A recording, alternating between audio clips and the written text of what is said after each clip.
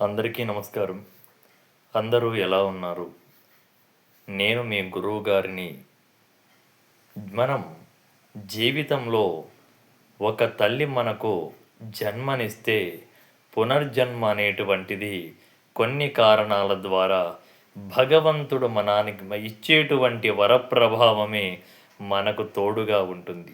అందుకే అంటారు, మొక్కై వంగనిది మానై వంగదురా అని.